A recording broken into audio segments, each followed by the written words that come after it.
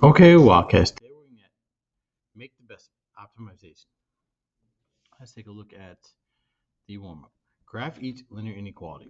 Okay, so first off, we're going to put a 1 in front of the x and divide by 1. Okay, the number in front of x is slope, and slope is always a fraction, so we need that for rise over run. So here we start at -1, so 0, -1 is our first point. Okay, and then slope tells us that we go up 1 to the right 1. Up 1 to the right 1. Now, there's no line underneath, so this is a dashed line.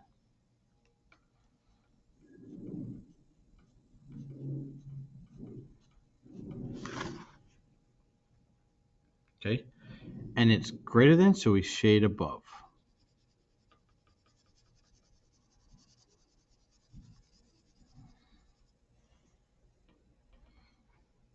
All right, go ahead and finish up number 1.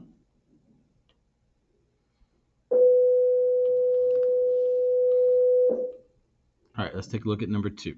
So it's 2, we start at 0, 2. But our slope here tells us we go down 1 to the right 2. There's a line underneath, so it's a solid line. And it's less than, so we shade below.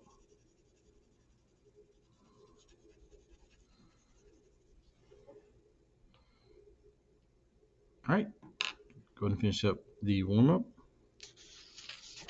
Let's take a look at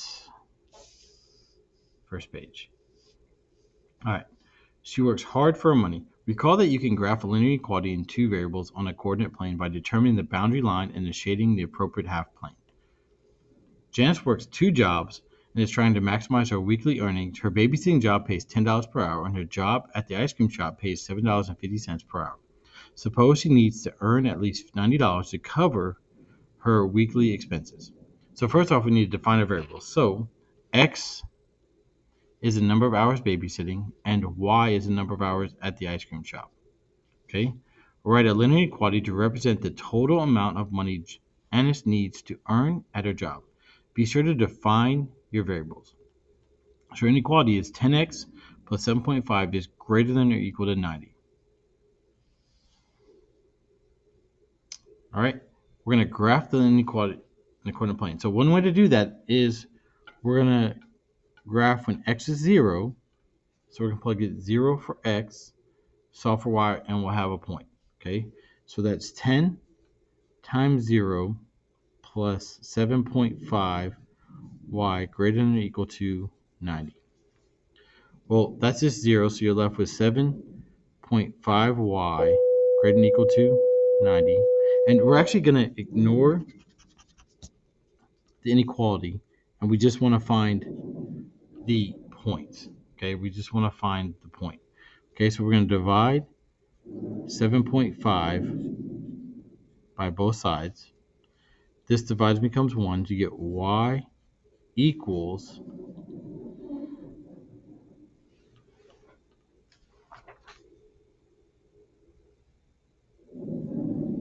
12. And we can always go to Desmos.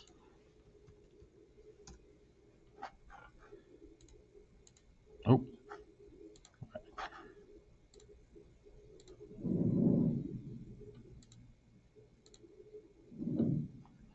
Got glitches in the internet going on. So I go to Math Tools, Scientific Calculator.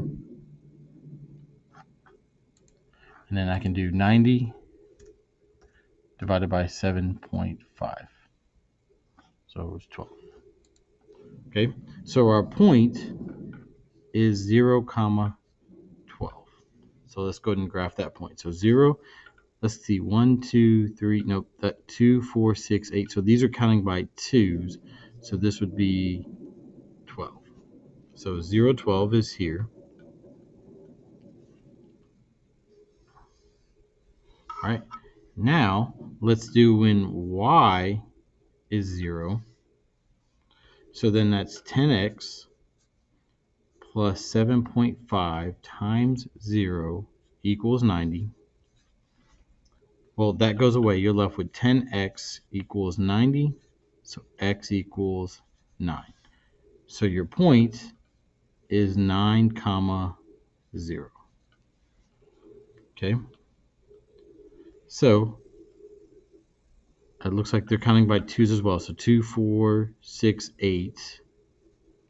So 9 is between 8 and 10, so 9 is right there. Now, the inequality has a line underneath, so it's a solid line. And it's greater than, so we shade above. And technically that, or no.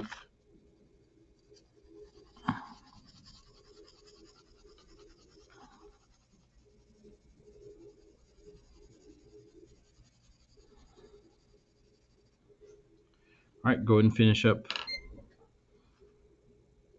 that page.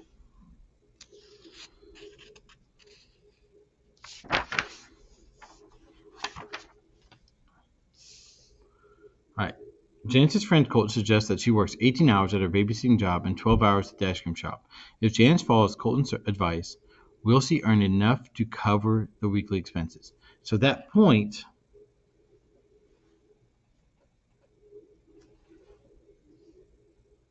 would be 12, 18. Oh, I'm sorry. 18, 12.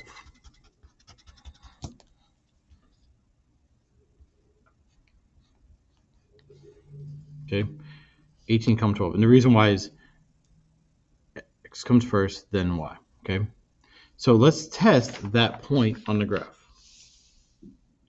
Okay, so 18, 12.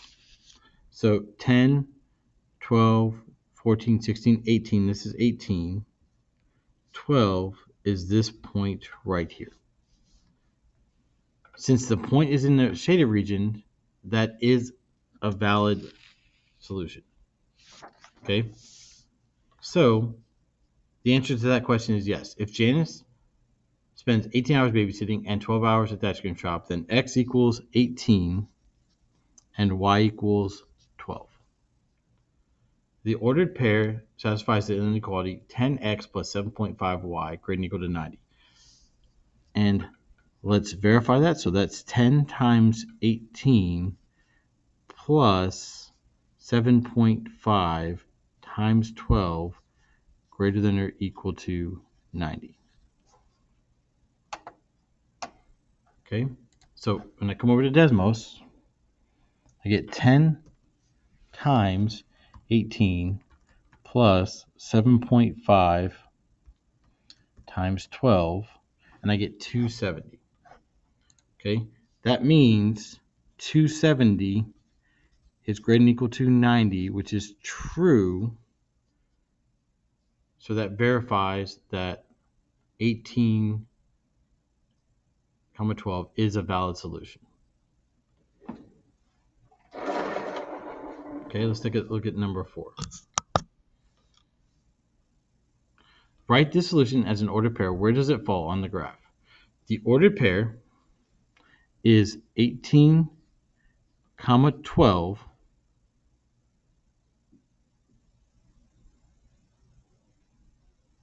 So it falls, that's not if, that is it,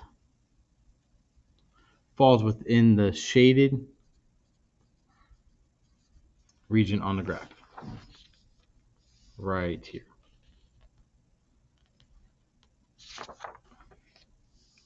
Determine another possible solution to this problem situation. Justify your reasoning. Okay. So I want you to do this question.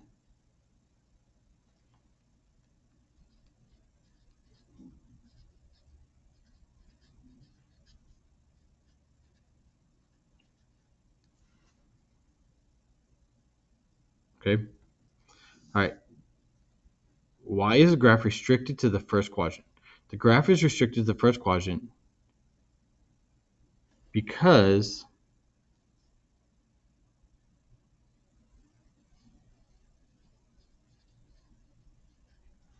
the number of hours Janice works cannot be negative.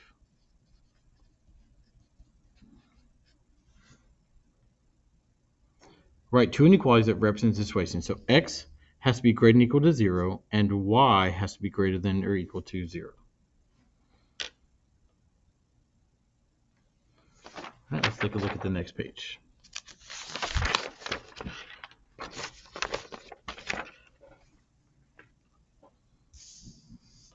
All right, 2.1, systems of linear inequalities. The three inequalities you wrote to represent the possible number of hours Janice can work at her two jobs makes up a system of linear inequalities. How does adding another inequality to the system affect the solution? Suppose that Janice can work a maximum of 20 total hours per week. Now remember, x is the number of hours babysitting and y is the number of hours at the ice cream shop. Write a linear equality to represent the situation.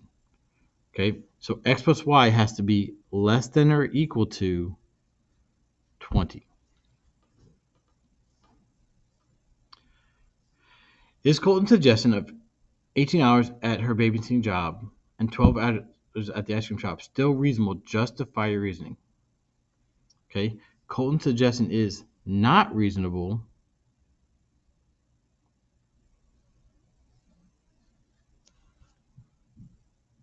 because if we plug in 18 and 12, 18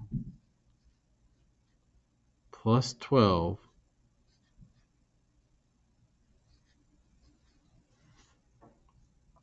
so 18 plus 12 is 30.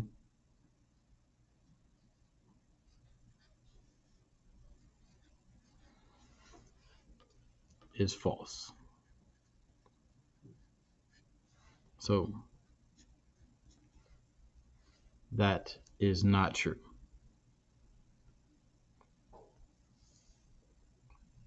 All right.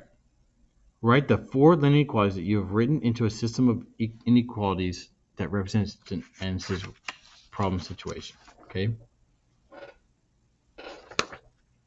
So the first inequality was 10x plus 7.5y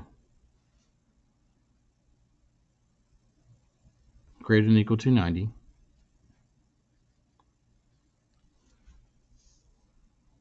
Okay, now we remember that we've already graphed that. So we graphed that right here when we had the point 0, 12 and 9, 0. So let's go ahead and do that again. Okay, so 0, 12 and then 9, 0.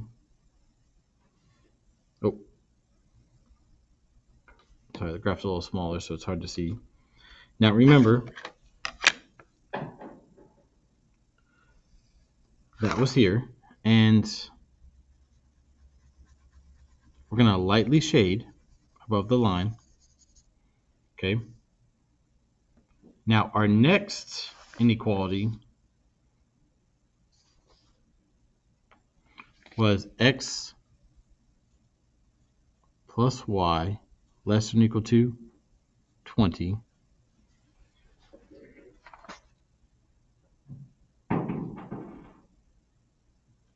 Okay, now we need to get the points for that graph.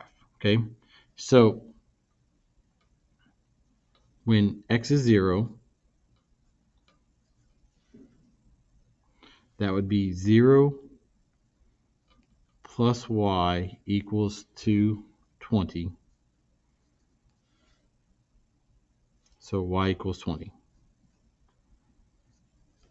So our point for this would be 0, 20. Okay, so we can graph that point. So 0, 20 is right here. And then we're going to do the same thing, except for when y is 0, that's x plus 0 equal to 20. So x equals 20. So our point is 20, 0. So 20, 0 is right here.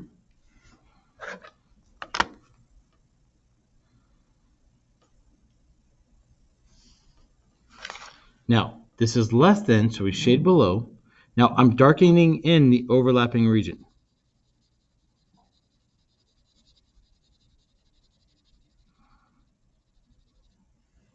technically you shade here, but that's light because it's not the overlapping region.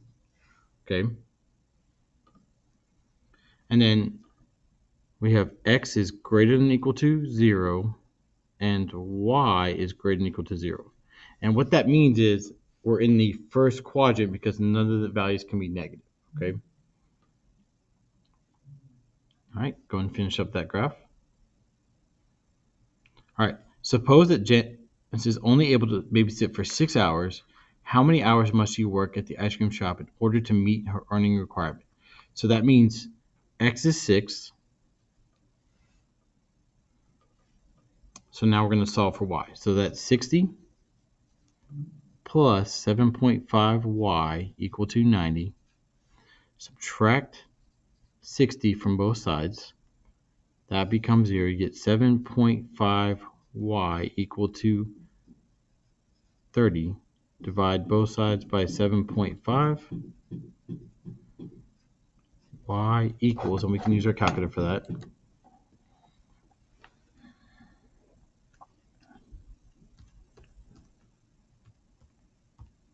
is 4.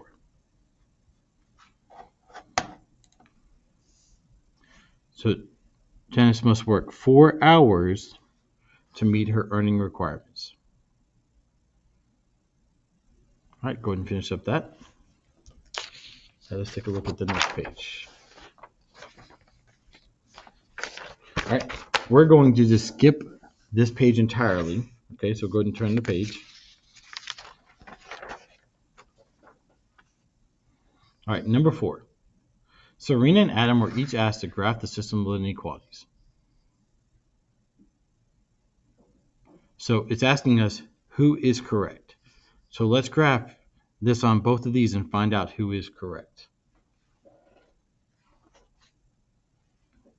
And I have to fix this. This is, the shading didn't come in on the copying. So technically this is shaded here. And this is shaded in between here. Okay. And to make it kind of easier to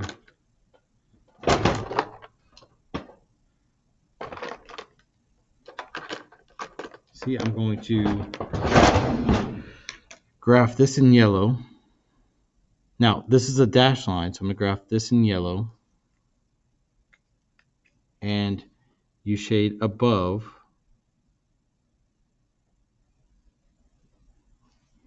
And I'm going to graph this in green. And you're shading below.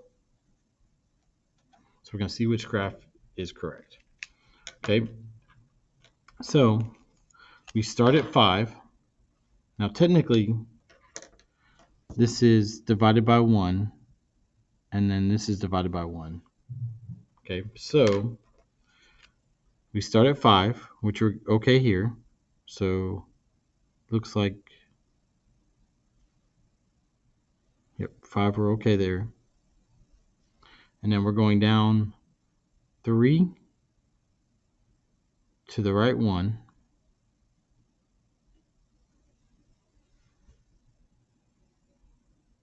And then, so, right 1. It is dashed. So that's correct. This is dashed. This lines up. And then we shade above.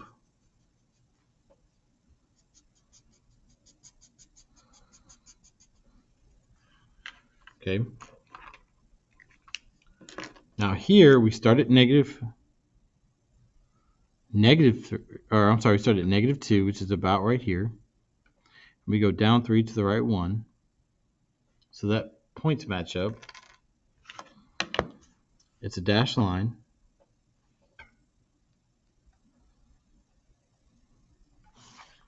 Okay. And then we shade below.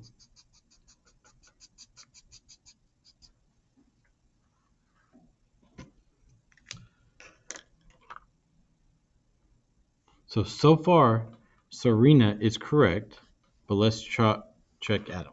Okay, so we start at 5. We're here. We go down 3 to the right 1, so that's okay. It is dashed. but you're supposed to shade above.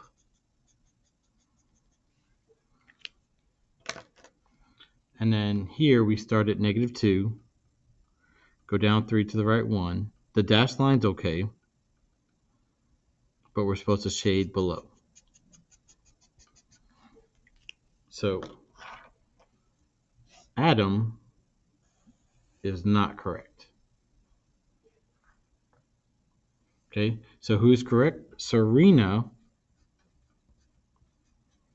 is correct.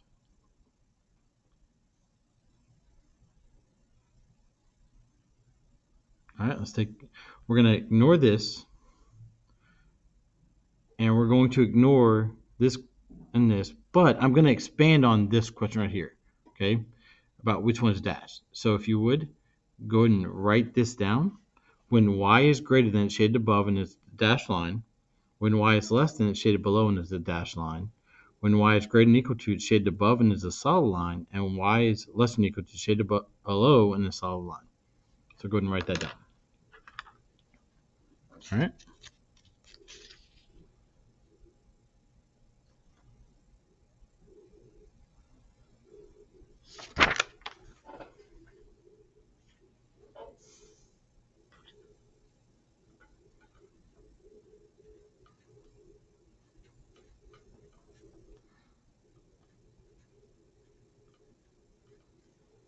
All right.